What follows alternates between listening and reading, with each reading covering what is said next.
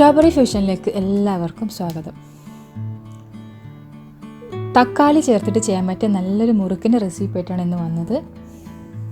തക്കാളിൻ്റെ flavour ഇഷ്ടപ്പെടുന്ന എല്ലാവർക്കും തീർച്ചയായിട്ടും ഇത് ഇഷ്ടപ്പെടും. അപ്പോൾ എന്നും പറയുന്ന പോലെ തന്നെ നിങ്ങൾ ആദ്യം ഈ ചാനൽ ഒന്ന് സബ്സ്ക്രൈബ് ചെയ്യണേ. അതിൻ്റെ കൂടെ തന്നെ ആ ബെല്ലൈക്കണും കൂടെ ഒന്ന് ക്ലിക്ക് ചെയ്യണം. ഇനി നമുക്കിതിൻ്റെ ചേരുവകൾ എന്തൊക്കെയാണെന്ന് നോക്കാം. 2 മീഡിയം സൈസ് തക്കാളി എടുത്തിട്ടുണ്ട്. പിന്നെ 1 കപ്പ് അരിപ്പൊടി, 1/2 കപ്പ് കടലപ്പൊടി, 1 നുള്ളു കായം, 1/2 ടീസ്പൂൺ കറുത്ത എള്ള്, ആവശ്യത്തിന് ഉപ്പ്, 1 ടീസ്പൂൺ ഓയിൽ.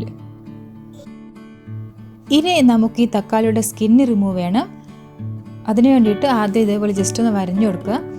പിന്നെ നല്ല തിളക്കുന്ന വെള്ളത്തിലിട്ട് ഒരു 2 മിനിറ്റ് തിളപ്പിച്ചെടുക്കുക. ഇങ്ങനെ വരഞ്ഞു കൊടുത്താൽ നമുക്ക് ഈസി ആയിട്ട് സ്കിന്ന് റിമൂവ് ചെയ്യാൻ പറ്റും. ഒരു 2 മിനിറ്റ്, മാക്സിമം 2 മിനിറ്റ് മതി ഒന്ന് തിളപ്പിച്ചെടുക്കുക. ഇതിപ്പോൾ വെള്ളത്തിൽ നിന്ന് മാറ്റി വെച്ചിട്ടുണ്ട്. ഇനി നമുക്കിതിൻ്റെ സ്കിന്ന് റിമൂവ് ചെയ്യാം. ഇനി ഇതിൻ്റെ ഒരു മിക്സിയുടെ ജാറിലിട്ടിട്ട് നമുക്ക് നല്ല പോലെ ഒന്ന് അരച്ചെടുക്കണം.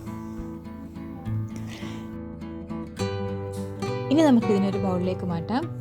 ഇനി ആവശ്യത്തിന് ഒരു 1/2 ടേബിൾ സ്പൂൺ ഉപ്പ്, ഒരു നുള്ളു കായം നിർബന്ധമില്ല, കായത്തിൻ്റെ ടേസ്റ്റ് ഇഷ്ടമില്ലെങ്കിൽ അത് ചേർക്കണ്ട. പിന്നെ 1 കപ്പ് അരിപ്പൊടി, 1/2 കപ്പ് കടലപ്പൊടി, പിന്നെ 1/2 ടീസ്പൂൺ കറുത്ത എള്ള്, 1 ടീസ്പൂൺ ഓയിൽ.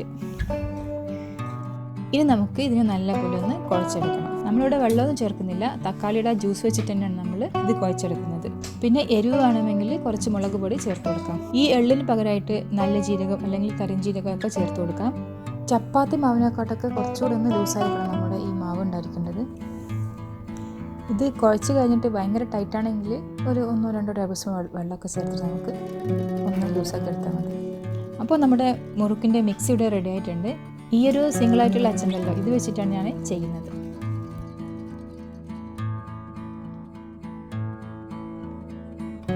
ഇനി നമുക്ക് ചൂടായ എണ്ണയിലേക്ക് ഇത് ഡയറക്റ്റാണ് ഇട്ട് കൊടുക്കാം. ഏത് ഷേപ്പിലാണോ നിങ്ങൾക്ക് ഇഷ്ടം അതേപോലെ, ഒന്നിൽ റൗണ്ടിലോ അല്ലെങ്കിൽ ഇതേപോലെ നീളത്തിൽ, ഏത് ഷേപ്പിലാണ് വേണ്ടത് അതേപോലെ നമുക്ക് ഫ്രൈ ചെയ്തെടുക്കാം.